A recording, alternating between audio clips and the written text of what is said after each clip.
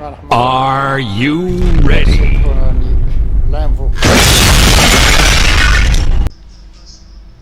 بسم الله الرحمن الرحيم والصلاة والسلام على أشرف المرسلين خوتي كل الحب والإيمان والصحة والعافية أتمناه لكم دائما مع نفحات إيمانية من الذكر الحكيم.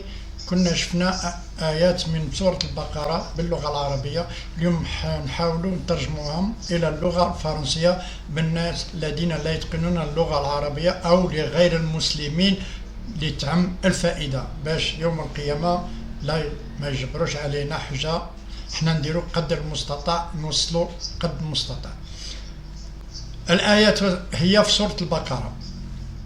يقول الله بسم الله الرحمن الرحيم: وإذا سألك عبادي عني فإني قريب أجيب دعوة الداعي إذا دعاني فليستجيبوا لي وليؤمنوا بي لعلهم يرشدون. هادو آيات باللغة العربية. Maintenant on va les traduire en langue française. À peu près, parce que la traduction n'est jamais à 100%. Il y a toujours des failles. Et si mes serviteurs t'interrogent à mon sujet, ô prophète, dis-leur: je suis proche d'eux, je réponds à l'invocation de celui qui m'invoque, qu'ils m'obéissent donc dans ce que je leur ordonne et dans ce que je leur interdis, et qu'ils croient en moi afin qu'ils soient guidés vers ce qui est le pour leur religion et leur vie présente. C'est des versets traduits en langue française. Je recommence. Oh, et si mes serviteurs t'interrogent à mon sujet, ô prophète, dis-leur: je suis proche d'eux, je réponds à l'invocation de celui qui m'invoque, qu'ils m'obéissent donc dans ce que je leur ordonne et dans ce que je leur interdis, et qu'ils croient en moi afin qu'ils soient guidés vers ce qui est le meilleur pour leur religion et leur vie présente. Mais Sadaqallah al-Azim. Hadou, c'est des versets coraniques dont on parle que Dieu a fait descendre sur son prophète dans son livre, le Coran. On a dit, je répète et je le répète toujours, le Coran ça a été révélé par Mohammed sallallahu alayhi wa sallam, et on a dit qu'il est pour l'humanité entière clémence et miséricorde, pour que le jour du jugement dernier aucun ne vienne dire: ah Allah, on n'a pas entendu, on n'a pas écouté, on n'a pas lu, on n'a pas vu, etc. C'est-à-dire toute personne ou tout humain qui entend ou écoute ou entend parler du prophète et qui ne croit pas sera parmi les gens de l'enfer. Alors, sur ces versets, Allah dit, celui qui dit, oh Mohammed, dit à tout le monde, c'est pas mes serviteurs, à toute l'humanité, celui qui m'invoque, je suis proche de lui. Qu'est-ce qu'il va faire? Qu'il croit en moi et c'est-à-dire m'invoque là où il veut, quand il veut, je serai toujours proche d'eux.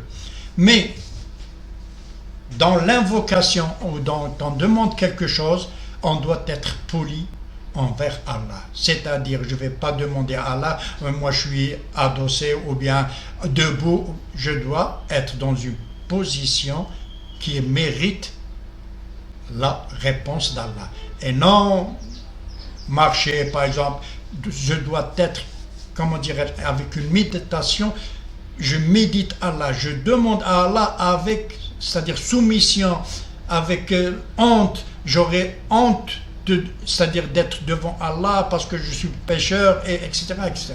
C'est-à-dire, on doit demander à Allah avec méditation. Alors, quand on demande à Allah, Allah nous répond. Et Allah nous dit, premièrement, ce ne sera pas, vous ne demandez pas un mal pour les autres, ou bien une demande qui est mal élevée, par exemple, Dieu donne-moi 100 milliards, etc. Dieu peut, mais ce n'est pas une demande à Allah.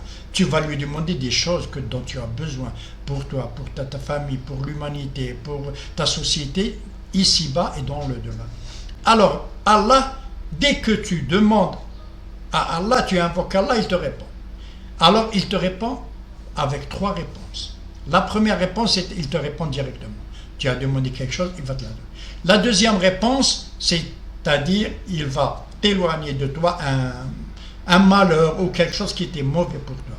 Et la troisième, il va la laisser au jour du jugement dernier dont tu auras besoin. Alors, c'est-à-dire, Allah, dès qu'on l'invoque, l'invocation, Dieu, Allah nous répond. C'est-à-dire, c'est à toi d'avoir une confiance totale que Allah va te répondre. Si tu doutes un peu, tout est parti. Alors tu dois être sûr que Allah est puissant, Allah est le miséricordieux, Allah c'est lui qui nous donne la vie, qui nous fait mourir, etc. C'est nous qui nourrit, c'est lui. C'est-à-dire que c'est des choses pour lui banales. C'est pas quelque chose qui ne peut pas. Allah, il a tous les moyens de te répondre, mais à sa façon, à la façon dont Allah veut. C'est-à-dire à la façon dont il te connaît. Parce que Allah connaît nos cœurs, connaît ce qu'on a dedans, connaît ce qu'on veut, connaît comment on réagit. Quand par exemple, prenons un exemple banal, par exemple tu as un fils, te demande, mon père donne-moi par exemple quelque chose. Tu vas lui dire non mon fils, c'est pas pour aujourd'hui, laisse-la pour la semaine prochaine ou pour le mois prochain. Parce que tu connais ton fils et tu sais quelle est la chose qui lui, c'est-à-dire qui est bonne pour lui. Allah c'est comme ça, Allah il a tous les moyens, Allah est fort et puissant. C'est lui qui notre créateur, aucune chose n'est impossible pour lui. Alors dès que tu demandes à Allah, sois sûr que Allah t'a répondu. On a dit avec ces 3 façons, 3 réponses. Mais on a dit à la façon dont Allah, parce que Allah nous connaît très très bien, il nous connaît mieux que nous. Alors il va nous apporter quelque chose, même des mécréants. Dans le Coran, il y a des gens qui étaient dans la mer, dans une barque, et il y avait le vent et les vagues, etc. Et ils ont demandé à Allah de les sauver, et il les a sauvés. Mais après, ils n'ont pas mécru. Parce que après, ils n'ont pas cru. L'humain est faible. Il demande aujourd'hui, mais demain, il oublie. Alors, Allah t'a répondu, sois sûr. C'est-à-dire, Allah veut qu'on insiste. Que Allah aime qu'on insiste en invoquant Allah. C'est-à-dire, je demande et redemande chaque nuit, chaque jour, partout. Alors, est très satisfait de moi quand j'insiste. Alors, et sois sûr que Dieu va te répondre. Si tu doutes, tu vas dire, si Dieu veut. Allah est fort et puissant, il peut répondre à tout le monde. D'ailleurs, il y a des hadiths qui parlent de ce principe. Alors nous, quand on est devant Allah, on est faible, on est pauvre, on doit se soumettre à Allah, on doit demander à Allah de cette pauvreté, de cette faiblesse. Par exemple, quand tu as confiance en une personne qui est riche, par exemple, à chaque fois tu vas lui demander de prêter de l'argent, de donner, parce que tu es sûr ou tu sais qu'il te donne. Alors comment Allah, le Créateur, comment Allah, celui qui sait ce que la mouche ou l'insecte touche un autre insecte. Alors Allah est puissant dans tous les domaines. Il est notre Créateur, donc il nous veut du bien. Et sur ce, nous aurons eu une réponse qui nous convient. La réponse qui nous convient, c'est Allah qui connaît.